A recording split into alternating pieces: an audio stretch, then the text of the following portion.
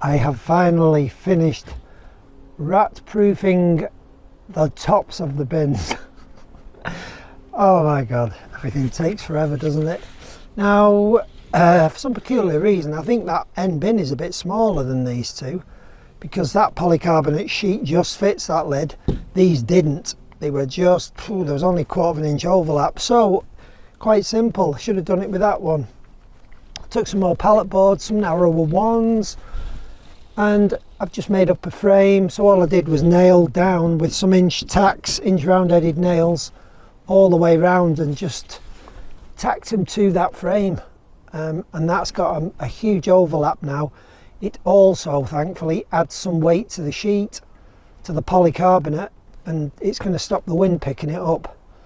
So yeah, I've done these two the same. I'll probably end up doing that one as well there on the end, because it'll just annoy me that these two are different to that one. Yeah, it's just another temporary measure. I am going to sort these bins out next year at some point. Ideally, all this top needs to be on a slight incline, a slope down, so that when the rain's hitting it, the rain is just running off the front, because the rain will be able to percolate inside the bin. Yeah, that one's done as well. Different sheet, but it's going to keep the rats out, guys. That's the main thing. And I'll put some little catches on these fronts of these bins just to stop me putting bricks on like that. Even though it's something and nothing, I'm thinking the wind out here is wild, and it could even still potentially pick them up and throw them in the field. So we'll end up with a little catch on. That'll do the job. Right, now let's have a look at this compost bin here. Now this bin is literally just a storage bin. In effect, it's just pallets. There's no insulation behind these pallets. There's gaps in the pallets. So what I did, I covered the insides with this roofing membrane just to stop things like wood chip and compost falling out of the gaps in the sides of the pallet. So that's the only reason it's lined. So essentially it's just basically a normal bog standard compost heap, this. It's not a hot bin. There's no insulation in the bin at all. This hasn't had the heat trapped in from insulation, you know, sides and above. So yeah, I can see that the apples on the sides of the bin, there's virtually no decomposition in them. It's cold now, basically. There's just a little bit of warmth to it, not much. So it's slowed down and stopped composting. The hot stage is finished. And I suspect, I don't know, because I haven't really looked at it in a week or more, maybe 2 weeks, that it looks wormy. It looks cold enough that the worms will have moved in.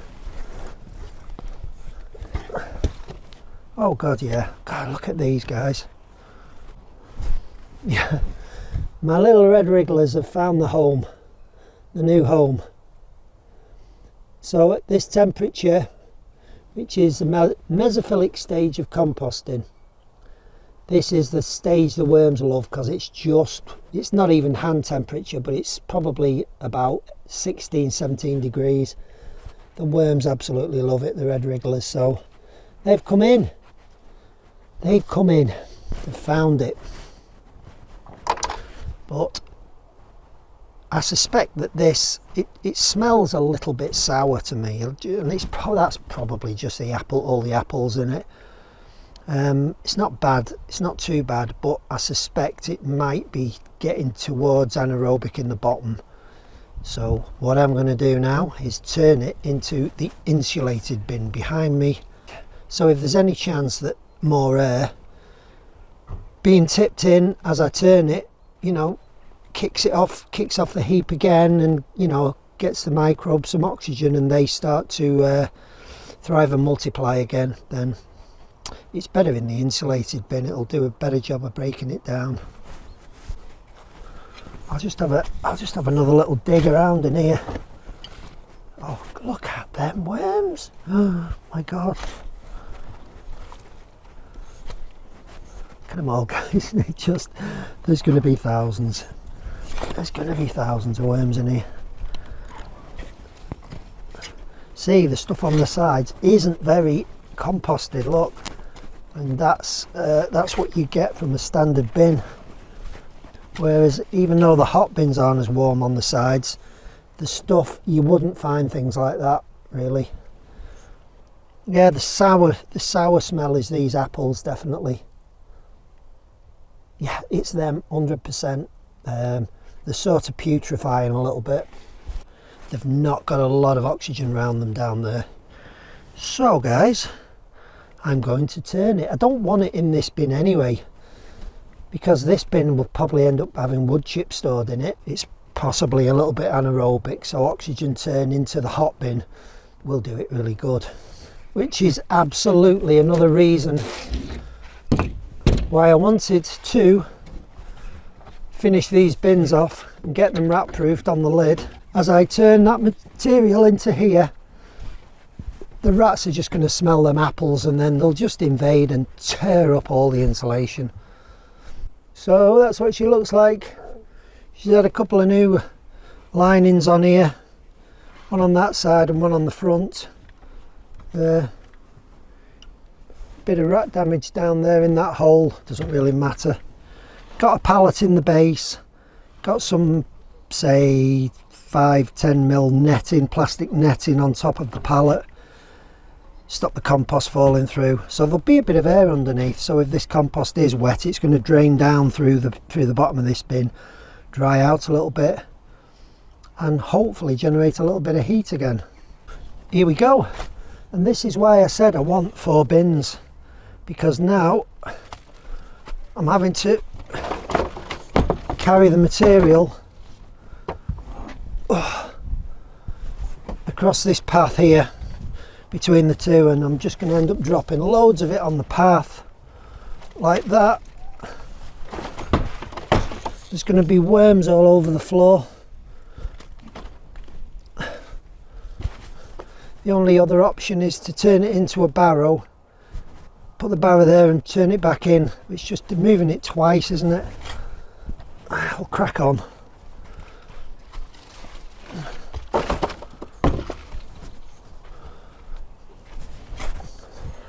What I'll do is when I get down a little bit into the bottom, we'll have another look at it, because I've showed you what the top looks like, haven't I? Like this is just a bog standard compost bin, which many people have. So I'll show you what it looks like a little bit further down. I've just set you up there, guys, just to show you all the worms in this compost. And just show you what the compost's actually like as well, as it comes out of the bin as we move down through the layers. I'm telling you now, it's nowhere near as decomposed as it would be coming out of a hot bin. That's obvious. It's so many years since I last used a normal compost bin that I've forgotten what they actually look like. Look at the worms. The worms. Mr. Worm. Some of these lower layers there, they're a little bit fungal. Not seen a great deal of fungus in this heap. It's been, looks like it's more bacterial than fungal. And it's had exactly the same fill as my hot bins have. Yeah, these are the layers that are coming out towards the bottom now. As you see, heading towards anaerobicity. Very wet. Very few worms in the middle of the bin, where the heat is still contained.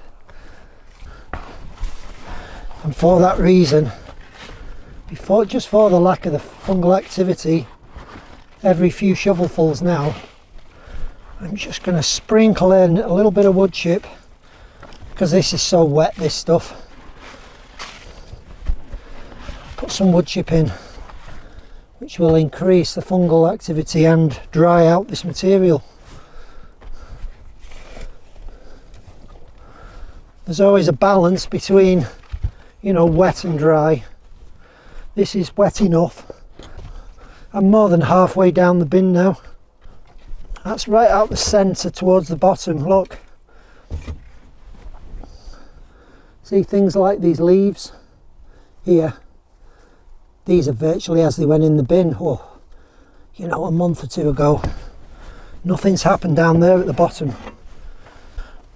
Kind of what I'm trying to do is drop the sides of the bin in the centre and let them fall where they may, and then the centre of the bin I'm trying to just let that go on the sides alone, because the material on the sides of this cold bin won't have been subjected to half the heat the centre has. This grey coloration is actually wood chip in the bottom of the bin, and I put the wood chip in to trap a bit of air in the bottom. So because this chippy material is coming out now, I'm not going to add to it with more wood chip. Right, here we are, we're really getting to the bottom of the bin now. You can see, look at this material. There's virtually no decay on it, and that signifies anaerobic conditions where the material doesn't actually break down because of a lack of oxygen. Oxygen is the key to having healthy microbes. Healthy microbes can't survive without the presence of oxygen, which is why people tell you to add browns and greens and try and keep your heap open and turn it just to keep oxygen in the heap, because the microbes, the aerobic microbes that we want to break this material down, need air, they need oxygen. The anaerobic ones don't. They produce the bad smells and the toxins within the compost, which again we do not want to put on our plants. More stuff out the bottom. It's probably still the colour it went in that as well. So it's very wet, the bottom of the bin, very, very wet. Again, this wood chip will help with that. It'll help dry it out. The fungus will use a lot of that moisture once it gets into this wood chip and starts to eat it. Really poor decomposition there, look at that, very poor.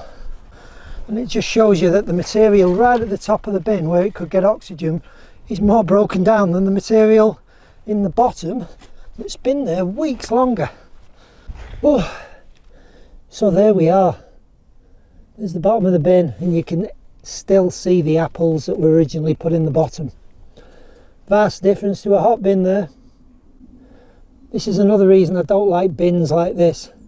I'm having to lean over the bin and dig out the contents to turn them. Because I've got sciatica, this is going to really play up tonight. I can feel it in my back and my legs already. So yeah, the hot bin's so much better. Just take the fronts off and just get it in it from the front and turn them over. And this is again why I need 4 bins, guys.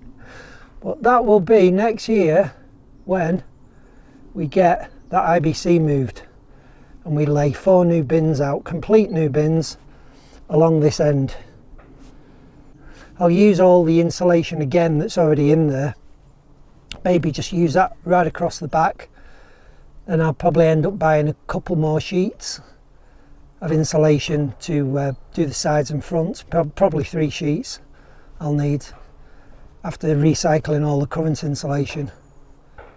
But I think I've been thinking about it, and I think I may just purchase some second-hand scaffold boards and use them because they're thicker, much more difficult for the rats to chew through. They're going to last a bit longer, especially when I wrap them in plastic on the outside. They'll have the insulation on the inside, and then they'll have the roofing membrane on the insulation.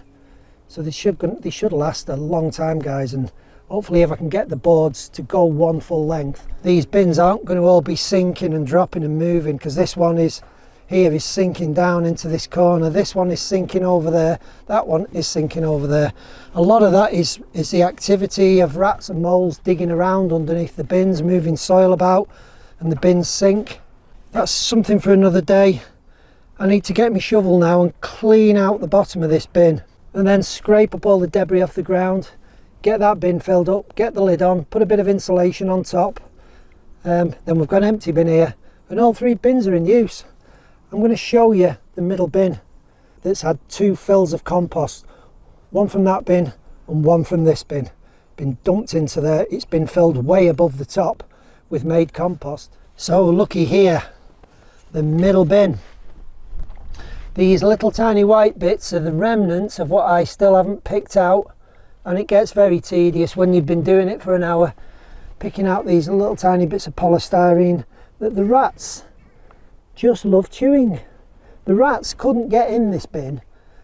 They were getting in the bin, as you can see from the damage they've done on them back corners. So I then put wire netting over the top of the bin that prevented them getting in. I then put the insulation on top to keep the heat warm, so they still came in the bin and they just chewed up the insulation. So, you know, I've since found out from a rat that was interrogated that chewing insulation is a national sport for rats. Well, it's a worldwide sport for rats. There's actually a rat insulation chewing Olympics, and I think that I've had the world champion here chewing in my bin. But hopefully not anymore. This is hot bin material, so this is only about 2 or 3 weeks older than that compost that I've just turned in that bin. But look at it, there's a vast difference. And this, guys, was full of apples as well. You won't find an apple in there. You'll see heat because it's heated up again since it got turned in, but already it's on its way to making beautiful compost. Yeah, the structure of it isn't there yet by no means. Look, it's still quite wet and claggy. A lot of the pieces like that have actually been destroyed. They're just waiting really for the worms to finish them off. That's all this compost waiting for now. But that could easily be used now, that compost. That could be put on the ground if it was needed. In my case, it's not needed yet, but leaving it in this bin will only benefit it, that's all. But it was filled to about here only 2 weeks ago, so this has sunk 12 inches in the last 2 weeks, even though it was already composted. And as time goes on over winter, this bin will continue to sink. Continue to the point where, who knows, when I need to empty that bin on the right there, which I'm still currently filling, I'll possibly able to put half in the top of this and half in the bin that I've just filled. We'll see. But I know one thing for sure, I am not moving that over to the other side of the allotment again. It's just so much more hard work. I had to have the mozzie hood up while I was messing with the compost bins. They came in. Right, so that's it. There we are. I am going to do the same on that lid as I've done with these. Much better idea, more secure, because the wind caught this lid before, took it over, pushed it on the fence, and you can see it's pulled the nails out of the back. So once it's got this fully wooden frame around it, it'll be good, and they'll all look the same, which is even better. Yeah, but I can't do it today because I haven't got any more pallet boards here. Plenty at home. If anything happens in this bin, if it starts to heat up again, I will show you, and I will put that on the beginning of the next video, I think, because that will be in about a week's time. I try to put videos out on a Wednesday and a Sunday, 4 o'clock both days. There's always going to be one on a Sunday. Invariably there's one on a Wednesday as well, because I've had a big backlog of footage that is slowly catching up now. So we're nearly there, guys, and I can bring you more current videos and keep you up to date what's going on. I'm not even going to say what the next video is because I might have already done that one, but I will see you in the next video. Bye for now.